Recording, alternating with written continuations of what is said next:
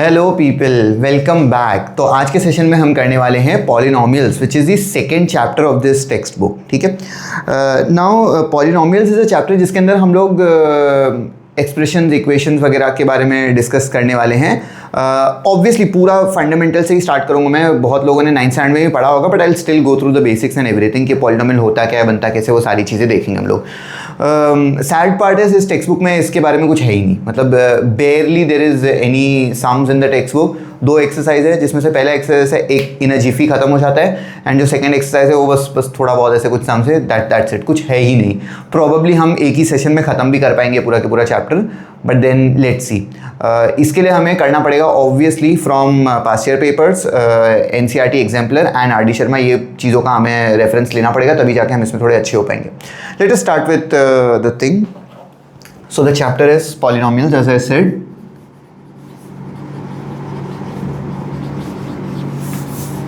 Okay, अब तुम लोग को पता होगा कि कोई भी एक्सप्रेशन या इक्वेशन बनाते हैं तो हमारे पास ना बहुत सारे उसके अंदर एलिमेंट्स होते हैं, जिसमें से पहली चीज है कांस्टेंट। अब कांस्टेंट वो सारी चीजें होती है जो कभी भी बदलती नहीं है। अब ये कौन सी चीजें होती है जो बदलती नहीं है? नंबर्स होते हैं। ठीक है, जैसे कि मान लो कि 2 है, आज 2 का वैल्यू 2 है, कल भी 2 का वैल्यू 2 ही रहेगा, और कल भी 2 का वैल्यू 2 ही था। 2 का वैल्यू 2 ही रहेगा, कभी भी चेंज नहीं होने वाला। सिमिलरली 5 का वैल्यू, 3 का वैल्यू, 10 का वैल्यू, -8 का वैल्यू, 7.3 का वैल्यू, है ना, 2/13, ये सारी जो नंबर्स हैं, रियल नंबर्स जो हैं, इवन इमेजिनरी नंबर्स, ये सारे जितने भी नंबर्स हैं हमारे पास, ये सारे नंबर्स सेम कांस्टेंट रहते हैं, इनका वैल्यूज कभी भी चेंज नहीं होता। तो ये सारी चीज़ों को हम लोग क्या बोलते हैं? कांस्टेंट। तो यहाँ पे मैं लिख लेता हूँ कांस्टेंट इज ऑल नंबर्स। ठीक है, इसके बाद हमारे पास होता है वेरिएबल्स। अब वेरिएबल जो है ना, it is derive from the root word vary. मतलब वेरी एक वर्ड है, वेरी का मतलब होता है चेंज होना। तो वेरिएबल का मतलब वो है कि वो चीजें जो चेंज होती रहती है, बदलती रहती है बार बार चीजें, उनको हम लोग क्या कहते हैं? वेरिएबल कहते हैं। ठीक है, so variables are all the alphabets of any language. तो हम लोग बोल सकते हैं कि यहाँ पर x is a variable, y is a variable, may be z is a variable, a b c is a variable, may be ख एंड सो ऑन, कोई भी, और जिसको जो लैंग्वेज आती है वो सारे लैंग्वेज के जितने भी अल्फाबेट है तो उनको हम लोग वेरिएबल बोल सकते हैं। अब इन वेरिएबल के बारे में बात ऐसी है कि इसका वैल्यू फिक्स नहीं होता। x का वैल्यू किसी क्वेश्चन में कुछ तो वैल्यू आएगा और किसी दूसरे क्वेश्चन में कुछ और वैल्यू आएगा, है ना। काफी बार ऐसा भी होता है कि एक ही क्वेश्चन में x के 2 वैल्यूज आ जाते हैं, देखेंगे हम लोग इसी चैप्टर में देखने वाले हैं। ठीक है, तो इनका वैल्यू फिक्स नहीं होता, इसीलिए हम लोग इनको क्या बोलते हैं? वेरिएबल बोलते हैं। दिया भी जाता है और फाइंड करने भी बोला जाता है, बोथ वेज। ठीक है, the next thing is operators. ठीक है,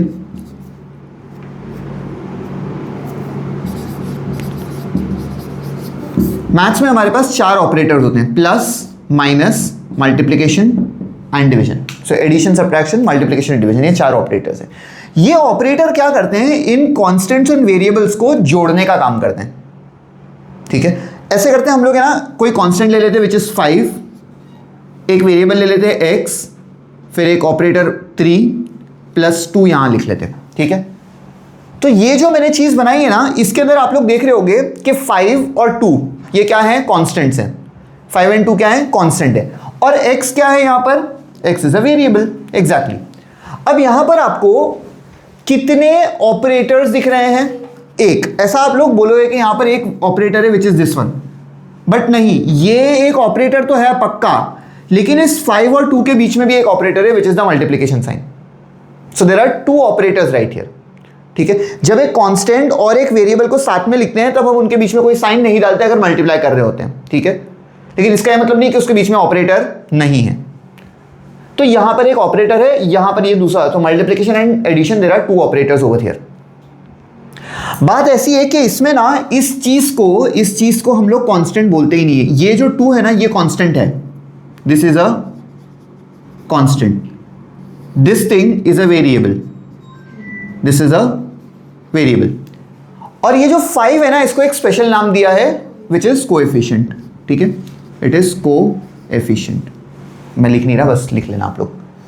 ठीक है, it is a coefficient. Now if I combine constants and variables with the help of operators, I get this thing and this thing is known as an expression. ये जो 5x plus 2 मैंने लिखा है, ये पूरी चीज क्या है? एक्सप्रेशन है. This thing is an expression. ठीक है. एंड अगर इसी एक्सप्रेशन के अंदर मैं एक इक्वल टू साइन लगा दूं तो ये जो पूरी चीज है ये अब बन जाता है इक्वेशन. क्या बन जाएगा ये? इक्वेशन. ठीक है.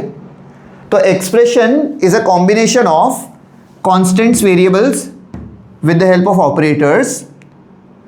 Equation is a combination of constants variables with the help of operators but equated to something. अभी इक्वल टू 0 भी हो सकता है, इक्वल टू 10 भी हो सकता है, कुछ भी नंबर भी हो सकता है, कुछ एक अल्फाबेट भी हो सकता है, वेरिएबल वगैरह, कोई दूसरा वेरिएबल भी हो सकता है, इट कुड बी एनीथिंग.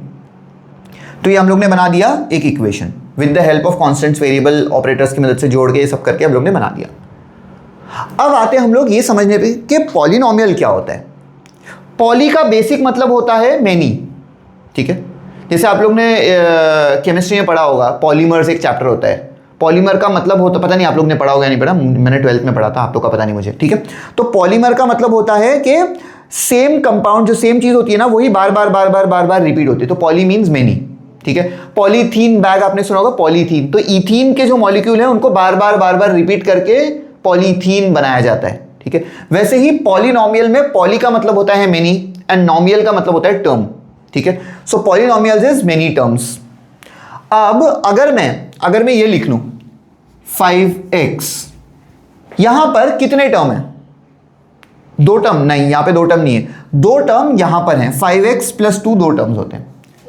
तो यहां पर एक ही टर्म है. तो आप बोलोगे कि ऐसे क्यों बोल दिया आपने, ऐसा क्यों नहीं बोल रहे कि यहां पर 5x + 2 में 3 टर्म क्यों नहीं है? 5 एक टर्म, x एक टर्म प्लस 2 एक टर्म. उसका रीजन एग्जैक्टली उसका रीजन ये है, जो तुम इशारे करो बोल भी सकते हो. ठीक है. उसका रीजन ये है कि मल्टीप्लीकेशन साइन और डिवीजन साइन कभी भी टर्म्स को सेपरेट करने में हेल्प नहीं करता. It is only the addition and the subtraction sign which helps us segregate the terms. तो यहां पर मेरे पास 5x एक टर्म है और 2 जो है वो एक दूसरा टर्म है. समझ गए? मान लो माइनस होता तब भी 5x एक टर्म होता और 2 एक दूसरा टर्म होता. इसीलिए यहां पर ना मुझे कोई मल्टीप्लिकेशन, ना मुझे कोई एडिशन या सब्ट्रैक्शन दिख रहा है. मल्टीप्लिकेशन तो ऑब्वियसली है. तो ये 5x जो है ना पूरा के पूरा एक टर्म है. तो यहां पर कितने टर्म हो गए इस 5x, इस एक्सप्रेशन में कितने टर्म है? एक टर्म है. ठीक है. हाँ, तब भी चलेगा. यस. मैं एक और एग्जाम्पल अगर लिखना चाहूं तो ये भी लिख सकता हूं, 5/x या x/5, कुछ भी चलेगा. तब भी ये एक ही टर्म है, तब भी चल जाएगा. ठीक है. बिकॉज मल्टीप्लिकेशन डिवीजन रहते रहे, कोई फर्क नहीं पड़ता. टर्म्स दोनों भी आ जाए तब भी कोई फर्क नहीं पड़ता वैसा. ठीक है. ये जो चीज है ना, ये एक टर्म है, ये भी एक टर्म है, इनको एक स्पेशल नाम दिया गया है. कितने टर्म है? एक टर्म है. तो इसको नाम क्या दिया है? मोनोमियल. हाँ, अगर 5 नहीं छोड़ दो. ठीक है. ये है मोनोमियल. मोनो का मतलब होता है 1. ठीक है. तो it is monomial, 1 term. Next, अगर मेरे पास वही वाला हमारा जो ये लिखा था हम लोग ने 5x + 2, तो यहां पर कितने टर्म्स दिख रहे हैं हमें? एक ये टर्म है और एक दूसरा टर्म है. तो इसको हम लोग ने क्या नाम दिया है? बाइनोमियल. हाँ, अगर मतलब डिनोमिनेटर में x है, हाँ, इट्स लाइक x/y + z. हाँ. तो मतलब आप बोल रहे हो कि डिनोमिनेटर के अंदर 2 टर्म्स आ गए? नहीं, तब भी वो एक ही टर्म कहलाएगा, because it is a combination of that thing. पूरा के पूरा इट इज स्टिल 1 टर्म. ठीक है. हाँ, मैं वो एग्जांपल भी लिख लेता हूँ जो तुम बोल रहे हो ना, x/ मान लेते कि y + 2 है ऐसा. ठीक है. ये भले ही प्लस साइन आ गया, लेकिन ये जो विंक्यूलम है ना, इस लाइन को विंक्यूलम बोलते हैं हम लोग. ये जो लाइन है ये सबको एक तरीके से ऐसा जोड़ के रख रही है. तो this is 1 term right now. ठीक है. वैसा. तो अच्छा, this should not be over here, इसको ऊपर रखना चाहिए. तो मैं यहाँ पर ना इसमें एक +5 कर देता हूँ. ठीक है. तो ये x/y + 2 एक टर्म है, 5 जो है दूसरा टर्म है. तो यहाँ पर कितने टर्म हो गए? 2 टर्म हो गए. तो बाइनोमियल 2 टर्म्स, बाइनोमियल 2 टर्म्स. अच्छा, no prizes for guessing. 3 term रहेंगे तो उसको हम क्या बोलेंगे? ट्राइनोमियल. मतलब यहाँ पर कितने टर्म्स होने चाहिए? 3 टर्म. 2x - y + 4. ठीक है. दूसरा एग्जाम्पल हो सकता है x² + 3y - 3. मोनोमियल का सबसे बेस्ट एग्जांपल एक ही है. क्या? 100. Very good. जो भी हो, मोनोमियल हो गया, बाइनोमियल हो गया, ट्राइनोमियल हो गया। समझ गए तुम लोग? अच्छा, इसके आगे हम लोग ने सोचा कि अच्छा 4 टर्म्स होंगे तो उसको कुछ नाम देंगे, 5 टर्म होंगे तो उसको कुछ नाम देंगे, ऐसे करते करते करते करते कितने नाम देते रहेंगे, ये तो बहुत डिफिकल्ट हो जाएगा नाम देना। तो इसलिए हम लोग ने बोला कि ओके लेट्स लीव इट, हम उसको पॉलिनोमियल नाम दे देते हैं। पॉली का मतलब मेनी, नॉमियल मीन्स टर्म, तो मेनी टर्म्स, ये सब भी पॉलिनोमियल्स ही हैं, ये भी पॉलिनोमियल है, ये भी पॉलिनोमियल है, ये भी पॉलिनोमियल है। स्पेशल नाम इन तीनों को दिया है, monomial 1 term, binomial 2 term, trinomial 3 term. समझ गए? एवरीबडी इज अ पॉलिनोमियल, इनके लिए एक स्पेशल नाम हमने दिया हुआ है। हाँ हाँ आ रहा हूँ, ठीक है? समझ गए तुम लोग ये इतना? ओके चलो, let me erase the board and then we'll move ahead.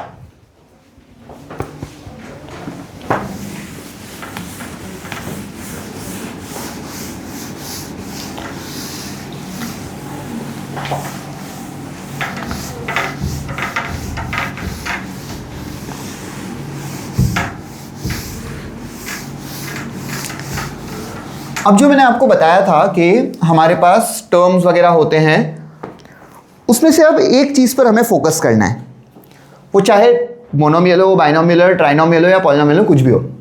तो एक चीज़ जो हमारा ये था ना, ये 5x + 2,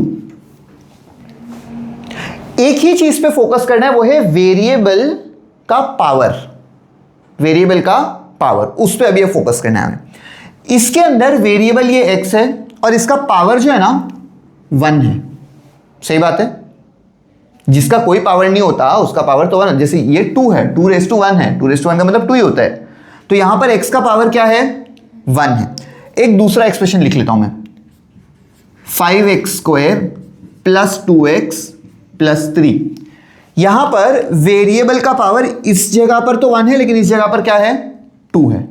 एक और एक्सप्रेशन लिख लेते हैं, 5x³ - 3x² + 2x + 10। यहां पर पावर 1 है, पावर 2 है, पावर 3 है।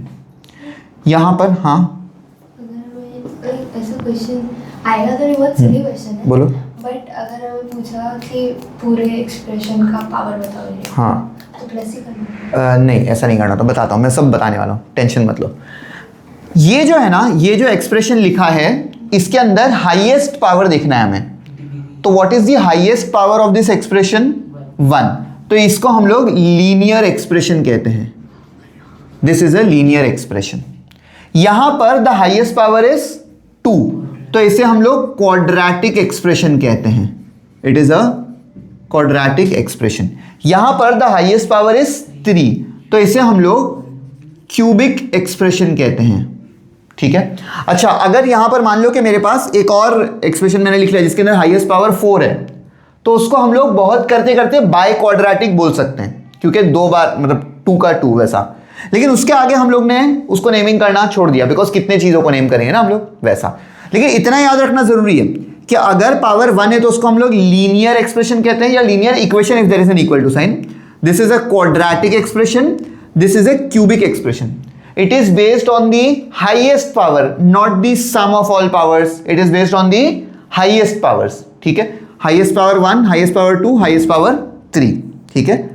इसको डिग्री भी बोला जाता है। इसका डिग्री 1 है, इसका डिग्री 2 है, इसका डिग्री 3 है। समझ गए तुम लोग ये चीज? अच्छा, इसमें ना अगर मान लो कि ये वाला टर्म मैंने गायब कर लिया, सिर्फ इसको 5x² + 3 लिख लिया, क्या अभी भी ये क्वाड्रेटिक इक्वेशन रहेगा?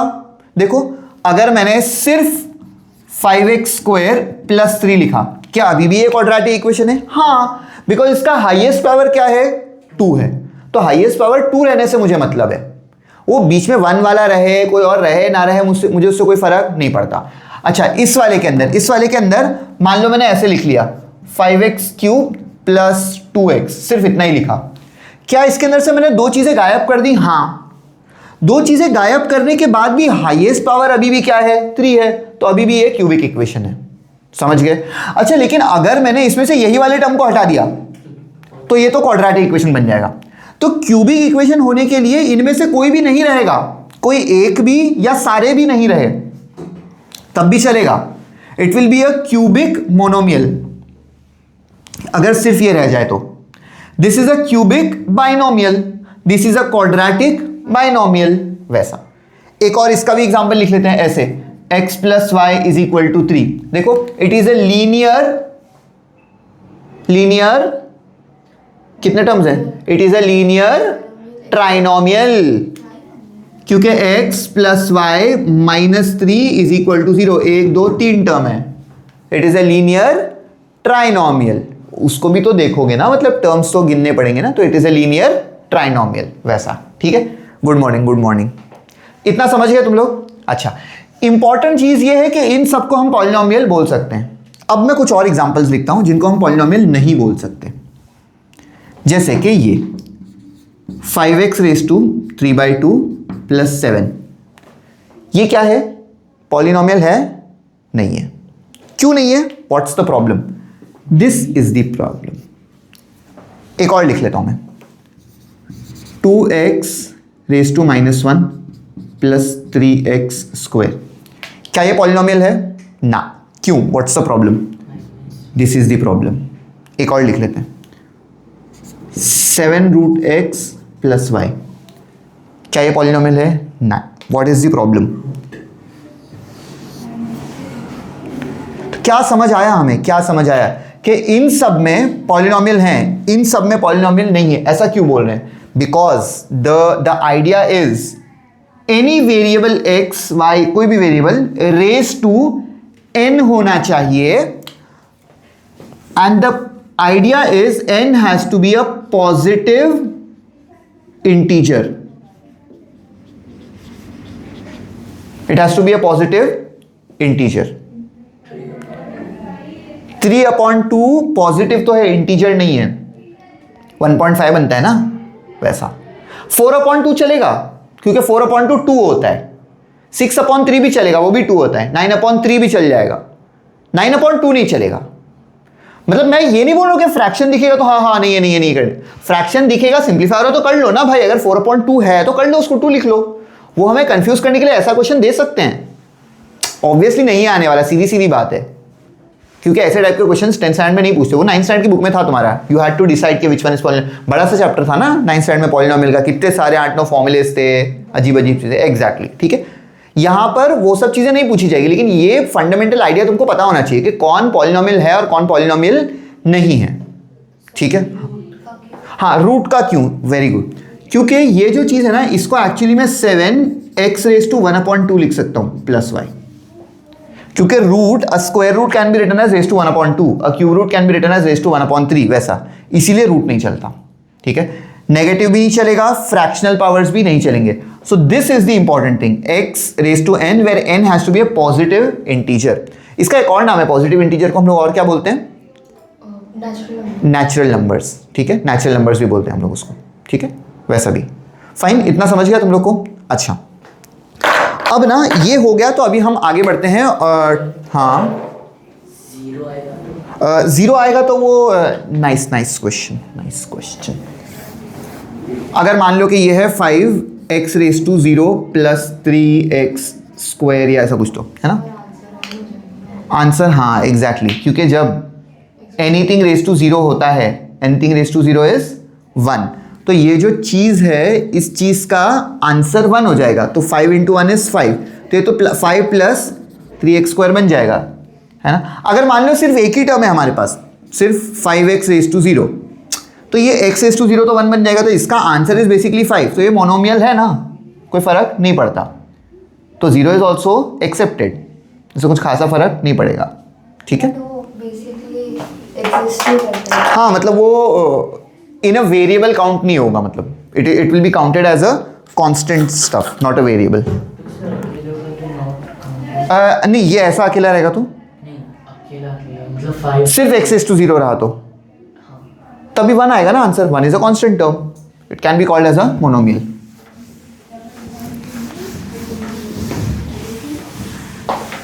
ठीक है, अब ना हम लोग सॉल्विंग ऑफ एन इक्वेशन पे थोड़ा सा डिस्कशन करेंगे, ताकि हमें थोड़ा सा आइडिया हो जाए कि what do you mean by solution of a equation and what do you mean by roots. ठीक है, दोनों का मीनिंग सेम ही होता है, बस एक बार समझने की कोशिश करते हैं उसको।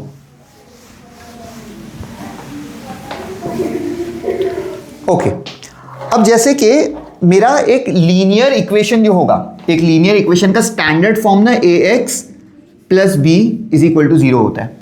This is the standard form of a linear equation, very basic linear equation in one variable. देखो लीनियर क्यों है ये इक्वेशन, क्योंकि x का पावर 1 है, ठीक है।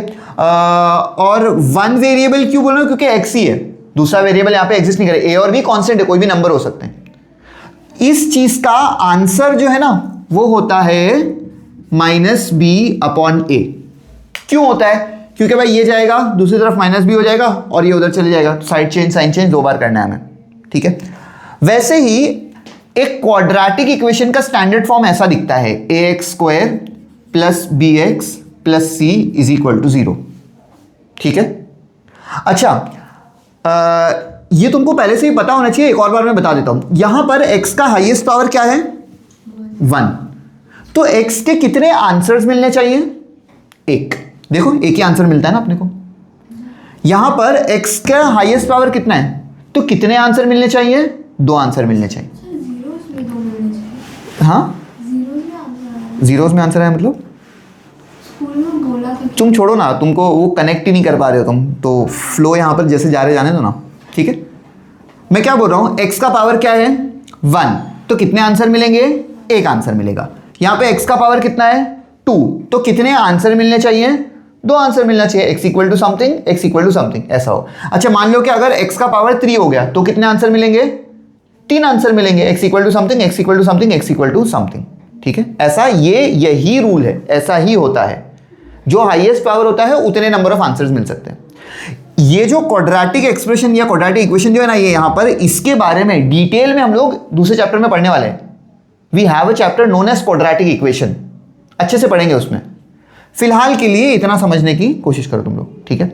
अच्छा यहां पर ना हमारे पास x के 2 आंसर्स मिलते हैं, x = something and x = something, okay.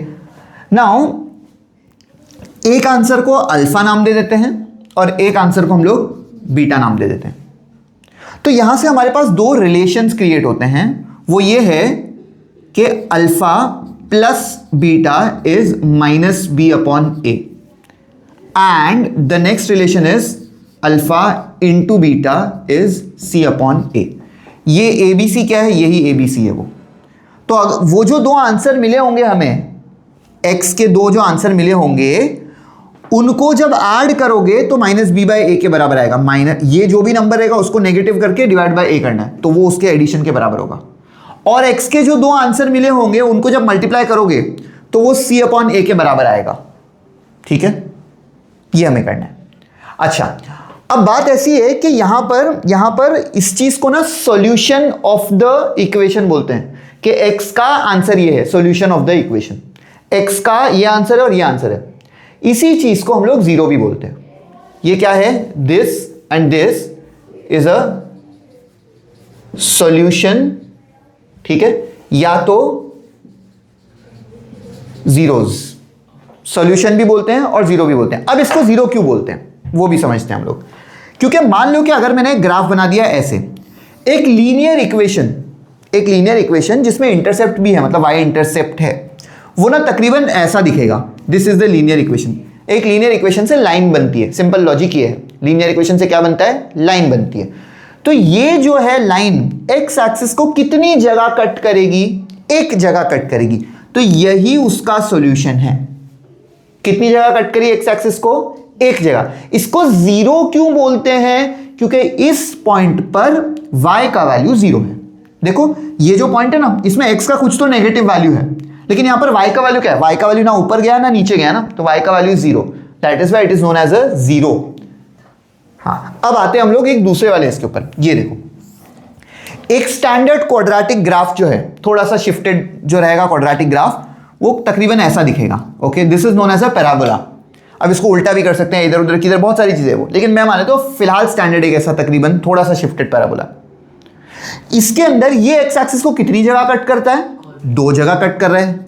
अगर ये एक्स एक्सिस को 2 जगह कट कर रहा है तो इसके कितने सॉल्यूशन बनेंगे, 2 सॉल्यूशन बनेंगे। और इसके कितने जीरोज हैं, 2 जीरो है, क्योंकि 2 ऐसे पॉइंट्स हैं एक्स के 2 वैल्यूज पर वाई का वैल्यू देखो 0 हो जाता है।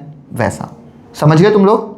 अच्छा सिमिलरली अगर अब तो मेरे पास जगह है नहीं, लेकिन मैं एक काम करता हूं, यहाँ पे दूसरे कलर का मार्कर भी नहीं ना अपने पास, कोई बात नहीं, चलो छोड़ो, मैं एक और ऐसा ग्राफ बना देता हूं। मान लो ठीक है, कैन एनीबडी पुट अप अ वेग गेस के ये किस चीज का ग्राफ है? साउंड, कुछ भी इक्वेशन बताओ मुझे, किस इक्वेशन का ग्राफ है? क्यूबिक इक्वेशन का ग्राफ है। ऐसा क्यों बोल रहे हो आप? क्योंकि 3 जगह पे कट कर रहा है, एक यहां पर कट कर रहा है इसको, एक यहां पर कट कर रहा है और एक यहां पर कट कर रहा है। तो कितने आंसर्स मिल रहे हैं यहां पर? 3। इसका मतलब अब हम इतने स्मार्ट हो गए हैं कि ग्राफ को देख के बता सकते हैं कि ये लीनियर ग्राफ है, क्वाड्रेटिक ग्राफ है, या क्यूबिक ग्राफ है, या फिर 4th डिग्री वाला है, 5th डिग्री वाला है, कितने भी डिग्री वाला है हम बता सकते हैं आराम से। समझ गए तुम लोग? और ये कैसे पता चलता है हमें? यही देख के कि वो कितनी जगह पर एक्स एक्सिस को कट कर रहा है। समझ गए? पक्का? इजी? ओके। एक और इंटरेस्टिंग चीज मैं बता देता हूं यहां पे, it has nothing to do with your syllabus but still I am gonna tell you. There is something known as a turning point. Every time number of turning points is 1 less than the highest power. Cubic equation यहां पे लिखा हुआ नहीं है, cubic equation का highest power क्या होता है? 3। तो उसमें टर्निंग पॉइंट कितने होने चाहिए? 2। देखो ऐसे गया, टर्न ले लिया एक बार, फिर दूसरी बार टर्न लेके ऊपर चले गया, 2 टर्निंग पॉइंट। क्वाड्रेटिक इक्वेशन का हाईएस्ट पावर 2, तो टर्निंग पॉइंट कितना होना चाहिए? 1। देखो यहां पे आया, एक बार टर्न लिया फिर ऊपर चले गया। लीनियर इक्वेशन का हाईएस्ट पावर 1, तो टर्निंग पॉइंट कितने होने चाहिए? 1 - 1 0। देखो टर्निंग पॉइंट ही नहीं है, वो सिर्फ एक ही डायरेक्शन में जाता है, दोबारा वो डायरेक्शन चेंज करता ही नहीं है कभी भी, है ना? एग्जैक्टली।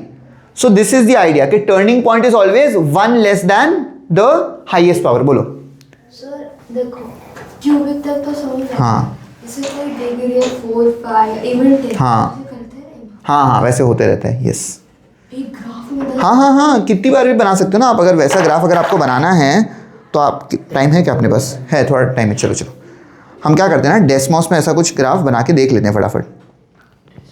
बताओ एक्स रेस टू क्या बनाना है? 10 एक्स रेस, डेस्मॉस जो है ना गाली देगा अपने को। बात पूछ सकते हैं ना? हो तो सकता है, अभी यहाँ पे मुझे दिख नहीं रहा है ये कैसे बनता है। ये x/10 का ग्राफ ऐसा अजीब सा बन गया है, ऐसा। ये क्या? हाँ वो x हो सकता है, वो ऐसा वैसा धीरे धीरे हो। यस, इसको अपन थोड़ा कम कर लेते हैं ना, मतलब x/5 कर देते हैं। x/5 पे भी नहीं आ रहा, x/3 नहीं, मैं समझ गया क्यों नहीं आ रहा। वैसे तो x³ का भी नहीं दिखेगा अपने को, नहीं, क्योंकि मुझे आगे ना और टर्म्स डालने पड़ेंगे, प्लस लेट्स से 2x² डाल। अब देखो x, ये क्यूबिक इक्वेशन है, जब तक मैं वो नहीं डालूंगा ना तो वो एक ऐसा पॉइंट आएगा जहां पर वो स्लोप 0 करके फिर आगे चले जाएगा, वो मतलब अपने को वो दिखेगा नहीं। मतलब जो टर्निंग पॉइंट है ना उसका, वही पॉइंट ऑफ इन्फ्लेक्शन हो जाता है। ये बड़े बड़े टर्म्स है, तुम लोग बाद में सीखोगे जिंदगी में। 5, लेकिन उसके अंदर मुझे ना टर्म्स आगे एक्स्ट्रा ऐड करने पड़ेंगे। चलो करके देख लेते हैं। ये जानबूझ के ऐसा कर रहा है। क्या? -x³ x⁻⁴ कर लेते हैं और फिर प्लस दिस थिंग। देखो फिलहाल तो मुझे यहाँ पे ऐसे 2 ही ये दिख रहे हैं, x/5 भी मैंने डाल दिया फिर भी उसको, और मतलब वो बेसिक इक्वेशन में अपने को प्ले करना पड़ेगा। उसके जो कोएफिशिएंट्स हैं ना टर्म्स के, वो चेंज कर करके हमें डिसाइड करना पड़ेगा। ठीक है, जनरली यूज़ करते ही नहीं हम लोग इतने सारे ग्राफ। जनरली हम लोग मतलब क्यूबिक ग्राफ, बाइक्वाड्रेटिक, वहीं तक यूज़ करते हैं। पैराबोला के 6 टाइप होते हैं, ऐसा 4 टाइप होते हैं पैराबोला के। एक अपवर्ड्स, एक डाउनवर्ड्स, एक लेफ्टवर्ड्स एंड एक राइटवर्ड्स। हाँ, नाम नहीं है, it is just it depends on the. नहीं, तुम लोग को पढ़ना भी नहीं है, फिक्र मत करो। It is basically this thing. उसमें भी 2 ही हैं जो फंक्शन है, बाकी 2 जो है वो फंक्शन भी नहीं है, तो उसको स्टडी भी कुछ खासा करते नहीं हम लोग। ठीक है, मतलब ये जो है ना, ये this is y = x², this is y = -x², नीचे की तरफ चले जाते हैं। This is x = y², this is x = -y²। तो ये 4 ही स्टडी करते हैं, जिसमें से ये दोनों फंक्शंस नहीं है, सिर्फ ये फंक्शंस है। छोड़ो ये सब चीज़ें हम लोग टेक्स्ट बुक पे आते हैं। समझ गए ना तुम लोग? यहाँ पर मैंने जो बताया, तो this is the linear equation. इसका सोल्यूशन ये होता है। क्वाड्रेटिक इक्वेशन के 2 सॉल्यूशंस का नाम हम लोग ने अल्फा और बीटा दे दिया, और उनके बीच में मैंने रिलेशन यहाँ पे लिख ली। जी बोलिए। हमने b को -b क्यों लिया? b को -b कहाँ पर? वहाँ पर x पहले वाले में? नहीं सॉरी, बोलो नीचे भी इसमें। अरे यहाँ पर तो इसीलिए because side change, sign change. हाँ, यहाँ पर भी वैसे ही लॉजिक है, इसको डिराइव भी कर सकते हैं हम लोग। मैं कर नहीं रहा हूँ फिलहाल। नहीं बिल्कुल नहीं। ठीक है, अब ना हम लोग सीधा सीधा फर्स्ट एक्सरसाइज पर आ जाते हैं। एक्सरसाइज 2.1 खोलो, चलो बहुत जल्दी खत्म हो जाएगा ये चैप्टर, इतना ज़्यादा टाइम लगता नहीं है इसको करने में।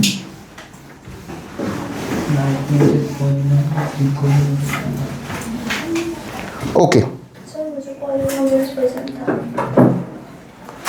लेकिन फॉर्मूले याद नहीं आ रहे थे। वैसे रियल नंबर बहुत खराब था।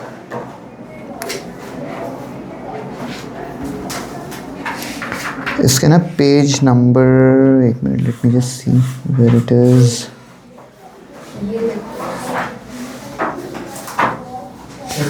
पेज नंबर 18 पर आ जाओ। यस, पेज नंबर 18, एक्सरसाइज 2.1 है ना। क्या बोल रहा है हमें कि the graphs of y is equal to p of x are given in figure 2.10 below. For some polynomial p of x find the number of zeros. Number of zeros मतलब कितनी जगह पर वो x एक्सिस को cut करे। तो पहले वाले ग्राफ में देखते हैं, चलो पहले वाले ग्राफ में कितनी जगह पर x एक्सिस को कट कर रहा है ये 0। तो नंबर ऑफ जीरोज कितने हैं 0, एक भी 0 नहीं है। सेकंड, ये इसमें कैमरा में दिख रहा है, ये मैं से दिखा रहा हूँ, ये दिख रहा है ना, ठीक है। वैसे उन लोग के पास भी बुक्स रहेगी, चलो जो भी हो। सेकंड वाले को देखते हैं, कितने जीरोज होंगे इसके, एक ही होगा ना, बिकॉज एक ही जगह पर उसको कट करते हुए जा रहा है, वो सिर्फ यही पॉइंट है जहां पर वो उसको कट कर रहा है, तो देयर इज ओनली 1 0। थर्ड वाले में कितने जीरोज हैं, 1 2 3 हैं, 3 जगह पे कट कर रहा है, देखो ध्यान से। एक है ये पॉइंट, इस पर चलता ही नहीं है, जो भी हो। एक है ये पॉइंट, एक है ये दूसरा पॉइंट, और एक है ये तीसरा पॉइंट, तो 3 जगह पर इसको ये कट कर रहा है। So this, let me just, ये point, this is the second point and this is the third point, ठीक है। नेक्स्ट, इसमें कितने जीरोज हैं इसके, 2 जीरोज हैं, बिकॉज एक यहां पे कट करेगा, एक यहां पर एक्स एक्सिस को कट करेगा। Let us come to the next one, कितने जीरोज हैं, 1 2 3 4, so there are 4 zeros of this thing. And last वाला कितने जीरोज हैं, 1 2 3, there are 3 zeros because it is cutting it at 3 positions. हाँ, वो बस टच करते हुए जा रहा है, ठीक है। हाँ, इट डज मैटर टच करने पे, क्योंकि क्यों why does it matter, because जैसे ही वो उसको टच भी कर लेगा, वाई तो 0 हो गया ना। We are trying to figure out the number of zeros. तो जैसे ही उसने उसको टच कर लिया तो वाई क्या हो गया, 0 हो गया। वो जो एक्स एक्सिस है उस पॉइंट पर उस ग्राफ के लिए टैंजेंट का काम करे, मतलब एक ही पॉइंट है वो छोटा सा जिस पर टच कर रहा है, ठीक है। And that is it for the first exercise, बस इतना ही है, अजीब सा, ठीक है। कभी कभी ऐसा ना हो जाता है कि एमसीक्यू में इसके बेसिस पे सवाल पूछा है। यस एग्जैक्टली, छोटा सा ही चैप्टर मैंने बोल तो है, ठीक है, कोई नहीं। चलो अब आते हैं हम लोग हमारे सेकंड एक्सरसाइज पे, जिस पे हमें एक्चुअली चीज़ें डिस्कस करनी है और थोड़ा सा काम करना है, और इसके अंदर मैं तुम लोग को एक और चीज़ भी बताने वाला हूँ, देखते हैं। चलो, सो दी फर्स्ट क्वेश्चन क्या बोल रहा है, what does the first question say, it says find the zeros of the following quadratic polynomials and verify the relationship between the zeros and the coefficient। मतलब हमें क्या करना है कि जो quadratic polynomials ये उनके zeros फाइंड करने हैं, एंड वो रिलेशन जो है, जो यहाँ पे रेड कलर में लिखा था मैंने, उसको वेरीफाई भी करना है। चलो करते हैं। एक्सरसाइज 2.2 क्वेश्चन नंबर 1 का फर्स्ट वाला, what is the question, it is x² - 2x - 8, x² - 2x - 8। अच्छा, तुम लोग मुझे बताओ, क्या तुम लोग को क्वाड्रेटिक पॉलिनोमियल सॉल्व करने आते हैं, स्प्लिट द मिडिल टर्म वाला फैक्टराइजेशन किया था हम लोग ने लास्ट ईयर, ठीक है। अच्छा, इसके अंदर प्रोडक्ट क्या होना चाहिए, 1 × -8 इज -8, एंड सम या तो डिफरेंस जो होता है वो बीच वाला नंबर विच इज -2। तो ऐसे कौन से दो नंबर्स है जिनको मल्टीप्लाई करूंगा तो -8 मिलेगा, ऐड या सब्ट्रैक्ट करूंगा तो 2 मिलेगा। 4 2 8 होता है, तो I have to write 4 × 2। Now it totally depends कि ये चीज पॉजिटिव है या नेगेटिव है। अगर ये चीज नेगेटिव है तो यहां पर बड़े नंबर को नेगेटिव साइन देना पड़ेगा, ताकि -4 + 2 बन के -2 बन सके, ठीक है। अच्छा, let us split it up. So x² -2 को ना -4 + 2 लिखना है, -4x + 2x - 8। I can pull out an x common from here, so it would be x - 4. I'll pull out a 2 common, it would be x - 4. इसमें से again ये दो terms में से x - 4 जो है वो कॉमन होगा, एंड यहां पर x + 2 जो है वो कॉमन होगा। अच्छा, क्या हो गया, ऐसे क्यों देख रहे हो, नहीं समझ रहा, बचपन में किया ही है, हाँ कोई बात नहीं, फिर रिवाइज कर लेना, ठीक है। ये सब हो गया। अब यहाँ पर आती है एक बात, वो बात ये है कि जब तक मेरे पास एक इक्वेशन नहीं होगा ना, मैं x की वैल्यूज निकाल नहीं पाऊंगा। एक्सप्रेशन को सिर्फ फैक्टराइज कर सकते हैं, इक्वेशन में से x की वैल्यूज बनाई जाती हैं। तो यहां पर मुझे क्या करना पड़ेगा, ये जो मुझे एक्सप्रेशन दिया है इसको मुझे एक इक्वेशन में कन्वर्ट करना पड़ेगा। तो मैं बोलूंगा अच्छा, which means I have to equate all of this to 0, ठीक है, क्योंकि मैं क्या कर रहा हूं, I am trying to figure out the zeros of the expression, ठीक है। अब मैं ये बोल सकता हूं कि अच्छा, जब दो चीजों का मल्टीप्लिकेशन का आंसर 0 है, इसका मतलब दोनों में से कुछ एक 0 हुआ होगा, तभी ही आंसर 0 हुआ होगा। इसका मतलब या तो x - 4 0 के बराबर है, या तो x + 2 0 के बराबर है, विच मीन्स x का वैल्यू या तो 4 है या तो x का वैल्यू -2 है। आगे दो आंसर्स, वी गॉट 2 zeros। अब वो मुझे बोल रहा है also verify the relationship between the zeros and the coefficient.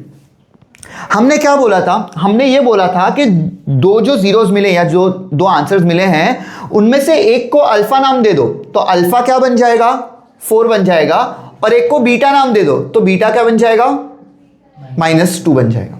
अभी आप लोग बोलेंगे समझ में, इसको ये ऐसे करोगे तुम लोग, इसको अल्फा बोलूं उसको बीटा बोलूं, है ना, लेकिन इससे कोई फर्क नहीं पड़ता, क्योंकि एनी विच वेज हमें जो चेक करना है तो क्या चेक करना है, अल्फा प्लस बीटा करना है। अभी 2 + 5 बोलो या 5 + 2 बोलो, बात तो एक ही है ना, एडिशन में वो चलता है। सिमिलरली अल्फा इंटू बीटा करना है, अभी मल्टीप्लिकेशन में भी 2 3 = 6 होता है, 3 2 = 6 होता है, तो कोई फर्क नहीं पड़ता किसको अल्फा मानना है किसको बीटा मानना है, इसमें रोते नहीं बैठना तुम लोग। अच्छा, इस एक्सप्रेशन को देखकर आप मुझे बता सकते हो कि यहां से a का वैल्यू क्या होगा। a क्या बोला था मैंने, किसका कोएफिशिएंट होता है, x² का, तो a का वैल्यू यहां पर 1 हो जाएगा, देखो x² के बाजू में 1 लिखा है। नेक्स्ट b का कोएफिशिएंट, b क्या होता है, x का कोएफिशिएंट, तो यहां पर b है -2 एंड c है -8। समझ गए, a b एंड c का वैल्यू हमने निकाल दिया। अच्छा, what was it suppose to be, it was suppose to be alpha plus beta का वैल्यू फाइंड कर लेते हैं हम लोग पहले।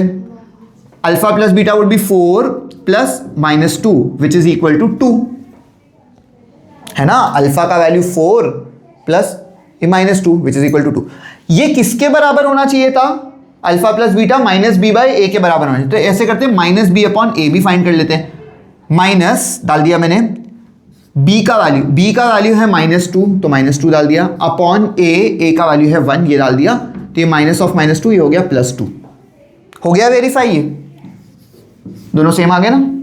चलो अल्फा इंटू बीटा के लिए चेक करते हैं, अल्फा इंटू बीटा, अल्फा का वैल्यू क्या है 4 है, इंटू बीटा का वैल्यू क्या है -2, 4 इंटू -2 क्या होता है, -8 होता है। और अल्फा इंटू बीटा किसके बराबर होना चाहिए था, c/a के बराबर, तो ऐसे करते हैं c/a भी चेक कर लेते हैं। c का वैल्यू क्या है, -8 है, और a का वैल्यू क्या है 1 है, तो इसका आंसर आएगा -8, ये भी हो गया वेरीफाई।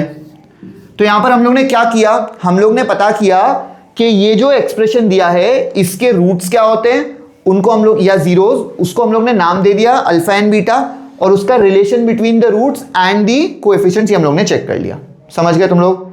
इसको अगले क्वेश्चन में मैं और थोड़ा ढंग से लिखूंगा, मतलब जो सीक्वेंस है ना ये फॉलो करने वाला, कि ये पहले लिखना है वो सारी चीजें, और ये चीज मैं नहीं करने वाला फिर ऑब्वियसली, ठीक है।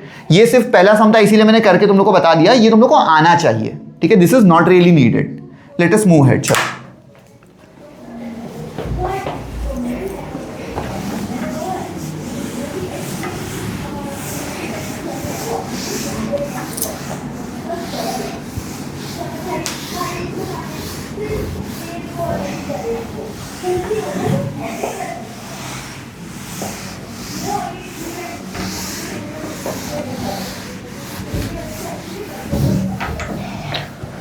Okay, second question is 4s² - 4s + 1, 4s² - 4s + 1। अब ध्यान से देखो कैसा लिखना है तरीके से। तो यहां पर हम बोलेंगे कि let p of s is equal to 4s² - 4s + 1। समझ गए, इसको एज अ फंक्शन डिफाइन कर दो पहले, ठीक है। Let p of s is equal to 4s² - 4s + 1। फिर हम बोलेंगे कि पी ऑफ एस के हमें जीरोस फाइंड करने, तो उसको इक्वल टू 0 कर दो। इसका मतलब ये चीज इक्वल टू 0 हो जाएगी, यानी 4s² माइनस 4s प्लस 1 ही 0 के बराबर हो जाएगा। समझ गए इतना? अच्छा, यहां पे क्या करना है हमें? क्वाड्रेटिक इक्वेशन है, 4 1 जा 4, और ऐसे कौन से दो नंबर्स है? 2 2 जा भी 4 होता है, तो वैसे ही स्प्लिट कर लेते हैं। So I make it 4s² minus 2s plus 1 is equal to 0। बोलो। पहला स्टेप को दिखाने की जरूरत। हाँ, इट वुड बी बेटर। ठीक है, अच्छा देखो, -2 - 4 बनता है, और -2 इंटू -2 प्लस 4 बनता है, तो ये सही है। इन दोनों के अंदर से मैं एक 2 और एक s कॉमन निकाल सकता हूं, तो यहां पे क्या बचेगा? 2s, और यहां से क्या बचेगा? -1। इन दोनों में से मैं एक माइनस साइन कॉमन निकाल सकता हूं, तो बचेगा 2s - 1 इज इक्वल टू 0। अब इन दोनों में से अगेन 2s - 1 इज कॉमन, तो यहां से बचेगा 2s, यहां से कुछ नहीं बचा यानी -1 बचा, इज इक्वल टू 0। जब दो चीज़ों का मल्टीप्लिकेशन का आंसर 0 यानी दोनों में से कुछ एक 0 हुआ होगा, तभी आंसर 0 हुआ होगा। इसका मतलब 2s - 1 जो है वही 0 है, एंड 2s - 1 जो है वही 0 है। ओ, सेम चीज़ें आ रही हैं, कोई बात नहीं ना। s का वैल्यू 1/2 बनेगा, s का वैल्यू 1/2 बन जाएगा। समझ गए तुम लोग? ऐसा हो सकता है, इतने अचंभे में जाने की कोई ज़रूरत नहीं है एक्चुअली। अच्छा, पहले ख़त्म हो जाएगा फिर मैं तुमको बताऊंगा। ये हो गया। उसके बाद हमने क्या बोला था कि हम हमारे एक आंसर को अल्फ़ा बोल देते हैं और दूसरे आंसर को हम लोग बीटा बोल देते हैं। तो अल्फ़ा इज़ 1/2, बीटा इज़ 1/2। क्या होना चाहिए था? अल्फ़ा प्लस बीटा जो है वो -b/a के बराबर होना चाहिए था। इसको देख के आप लोग मुझे बता सकते हो a, b और c का वैल्यू। चलो बताओ, a का वैल्यू क्या होगा? 4, b का वैल्यू क्या होगा? -4, एंड c का वैल्यू क्या होगा? 1। Very good. चलो, क्या होना चाहिए? अल्फा प्लस बीटा जो है वो -b/a के बराबर होना चाहिए। चलो अल्फा प्लस बीटा चेक करते हैं। अल्फा प्लस बीटा यानी 1/2 प्लस 1/2 इज इक्वल टू 1। देखो, अल्फा का वैल्यू 1/2, बीटा का value 1/2, half plus half is 1। Next, -b/a को चेक करते हैं, तो ये बन जाएगा माइनस, ये वाला माइनस है, b का वैल्यू क्या है? -4 अपॉन a का वैल्यू क्या है? 4, तो ये क्या बन जाएगा? -4 यानी 4/4 होता है 1। आ गया सेम, है ना? अल्फा प्लस बीटा जो है -b/a के बराबर आ गया। नेक्स्ट क्या होता है? अल्फा इंटू बीटा वो c/a के बराबर होना चाहिए। चलो अल्फा इंटू बीटा चेक करते हैं, ये होगा 1/2 इंटू 1/2 विच इज 1/4। c/a को चेक करते हैं, c/a, c का वैल्यू क्या है? 1 अपॉन a का वैल्यू क्या है? 4। आ गया दोनों सेम? यस। तो अब हमने क्या कर लिया? We have verified the relation between the roots and the coefficient. मैं तुम लोगों को बता दूं कि ये क्वेश्चन इस चैप्टर में से this is one of the most probable questions. ठीक है, one of the most probable questions. ऐसा बहुत बार पूछा है 2 मार्क्स के लिए, ऐसा कि find the roots and verify the relation between. कभी कभी 3 मार्क्स के लिए पूछ लेते हैं। ठीक है, एक तो ये चीज़ है, और इसका जो मेन क्वेश्चन नंबर 2 है ना, जो इक्वेशन बनाने वाली बात है, वो भी पूछा है काफ़ी बार पूछता है। यस, ये चैप्टर का ज़्यादातर आर्टिशन और subside kind of I would say कि उसमें आएगा, but this is the general idea of the chapter. बस यही चीज़ है इस चैप्टर में, इसमें से ही पूछता है। More practice obviously from R D Sharma and all those things. Pass year papers should also help you sufficiently. ठीक है, वो क्यूबिक पॉलिनोमियल के लिए दिया हुआ है, वो नहीं इग्नोर करो उसको। यस, कोई बात नहीं। हाँ बोलो। अल्फा इंटू बीटा इंटू, हाँ वही उसकी बात करें, वो गामा है, alpha beta gamma, that is for a cubic polynomial. ठीक है, आर जैसा लगेगा। आर नहीं है, गामा है वो। चलो आज के सेशन के लिए अपन चाहिए तो एक और क्वेश्चन कर लेते हैं एंड देन वील स्टॉप। फिर बाकी का हम नेक्स्ट वाले सेशन में कंप्लीट कर लेंगे चैप्टर।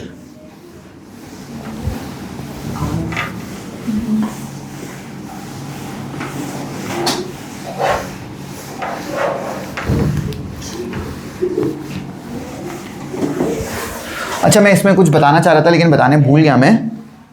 वो ये है कि ये जो लिखा था ना हमारे पास 4s² - 4s + 1, that was a complete square actually. ठीक है, what do you mean by complete square? देखो 4s square minus 4s plus 1 equal to 0 जब करेंगे ना, इसको एक्चुअली मैं 2s minus 1 the whole square equal to 0 भी लिख सकता हूँ। इसको देखो ना, एक्सपांड करके देखो ना, a square minus 2ab plus b square, वैसा। ठीक है, ऐसा कर, जिसको स्ट्राइक हो रहा है उसके लिए ये it is a complete square, जिसको नहीं स्ट्राइक हो रहा है तो जैसे मैंने किया वैसे ही करना होता है। ठीक है, कोई दिक्कत नहीं है। अच्छा, अब आते हैं हम लोग थर्ड वाले क्वेश्चन पर। 6x square minus 3 minus 7x, 6x square minus 3 minus 7x। अच्छा, same procedure, everything remains the same.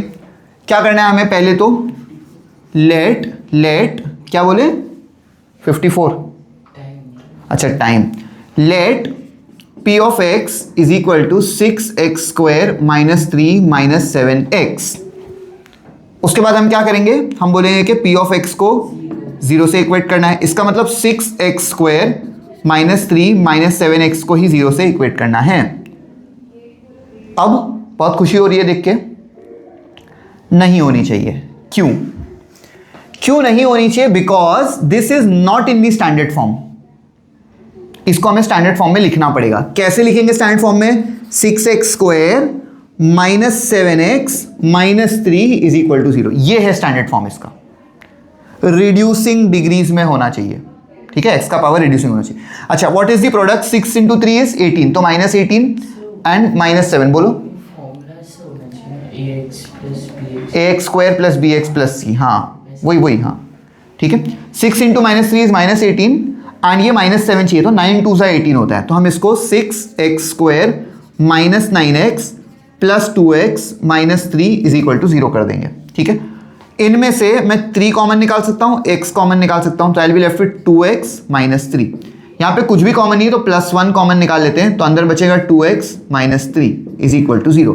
So this would become 2x minus 3 into 3x plus 1 is equal to 0, which means या तो 2x minus 3 ही 0 के बराबर है या तो 3x plus 1 ही 0 के बराबर है, विच मीन्स x का वैल्यू या तो 3/2 है या तो x का वैल्यू माइनस 1/3 है। सेम प्रोसीजर फॉलो होने वाला है। यहां पर हम एक चीज को अल्फा बोल देंगे विच इज 3/2 एंड एक चीज को बीटा बोल देंगे विच इज माइनस 1/3। ठीक है, एबीसी बताओगे आप लोग मुझे? चलो एबीसी बताओ। a इज इक्वल टू 6, अब समझा कि क्यों मैं, बहुत लोग ऐसे करते हैं कि फर्स्ट स्टेप में ही एबीसी लिख लेते हैं। मतलब जैसे ही क्वेश्चन दिखते हैं ना तो लिखते हैं ए का वैल्यू ये है, बी का वैल्यू ये है, सी का वैल्यू ये है। मैं वो चीज़ हमेशा अवॉइड करता हूँ, क्योंकि मैं जब तक उसको स्टैंडर्ड फॉर्म में नहीं लाया हूँ तब तक एबीसी लिखना प्रेफर करता ही नहीं हूँ। ठीक है, तो right now on this step I can say कि ए का वैल्यू 6 होगा, बी का वैल्यू -7 होगा एंड सी का वैल्यू -3 होगा। अगर आपको यहां देख के बिना कंफ्यूजन के लिख सकते हो तो लिख लो, कोई दिक्कत वाली बात नहीं है, लेकिन नहीं हो रहा तो स्टैंडर्ड फॉर्म के बाद लिखना ही बेहतर है। चलो, what was the expression? Alpha plus beta is equal to minus b by a होना चाहिए। चलो अल्फा प्लस बीटा करते हैं, तो alpha plus beta would be 3/2 minus 1/3। देखो प्लस है लेकिन माइनस क्यों डाला? क्योंकि वो खुद नेगेटिव है। ठीक है, कैसे सॉल्व करते हैं इसको हम लोग? This into this, so 3 3s are 9 minus 2 1s are 2 upon 2 3s are 6, 9 minus 2 is 7/6। ये है आंसर। माइनस बी बाय ए का वैल्यू क्या है? माइनस ऑफ -7 अपॉन ए का वैल्यू है 6, सो दिस बिकम्स 7/6 और ये दोनों चीजें सेम आ गई। नेक्स्ट, अल्फा इंटू बीटा वो c अपॉन ए के बराबर होना चाहिए। अल्फा का वैल्यू क्या है? 3/2। चलो ये लिख लेते हैं, alpha into beta is equal to 3/2 into beta का वैल्यू है -1/3। ये वाला 3 कैंसिल हो जाएगा, हमारे पास -1/2 बचेगा। c बाय ए का वैल्यू फाइंड करते हैं। c का वैल्यू क्या है? -3। a का वैल्यू क्या है? 6। 3 1s are 3 2s are, इसका वैल्यू आएगा -1/2 और ये दोनों भी सेम आ गए। तो यहां पर हाँ बोलो, हाँ वो क्वेश्चन बोल रहे हैं ना वेरीफाई करो, फिर मार्क्स थोड़ी मिलेगा नहीं करोगे तो तुम क्या खाली यहाँ पे करके छोड़ दोगे? उसके लिए क्वाड्रेटिक इक्वेशन है ना वो चैप्टर। तो you have to actually do this and you have to verify कि अच्छा हाँ, now alpha plus beta has turned out to be minus b by a, alpha into beta has turned out to be equal to c by a and hence the relationship between that वो वही जो question में लिखा रहता है ना, वो तुमको लिखना होता है। समझ गए? स्टेटमेंट, हाँ स्टेटमेंट लिख लो इधर, ठीक है, fine. That is it for this session. I think we'll need one more session to finish it off. अगले वाले सेशन में एक फॉर्मूला भी दूंगा तुम लोग को मैं, कि अगर अल्फा प्लस बीटा और अल्फा इंटू बीटा का वैल्यू दिया है तो उससे हमें क्वाड्रेटिक इक्वेशन कैसे बनाना है वो पता चलेगा, ठीक है। देखेंगे उसको कैसे करते हैं वो भी देखेंगे, एंड उसके बेसिस पे जो समझे वो भी कर लेंगे, ठीक है। आई वुड रिकमेंड ये जो भी मैंने आज कराया है उसको एक बार तुम लोग लिख लो अच्छे से, एंड जितने भी सम हम लोग लेंगे वो भी खुद से प्रैक्टिस कर लेना। चलिए तो एक सम में होमवर्क भी देता हूँ तुम लोग को, ठीक है। Let's see which sum can be given as homework. Question number 6 जो है ना इसका वो होमवर्क कर लेना। क्वेश्चन नंबर 6 मतलब वो मेन क्वेश्चन नंबर 1 का 6 है। देखो ऐसा ये छोटा सा 6, जैसे छोटा सा 3 है वैसे छोटा सा 6 जो है ना वो होमवर्क कर लेना तुम लोग, ठीक है। या सब question number 6। That's it for the day. Thank you so much guys, bye bye.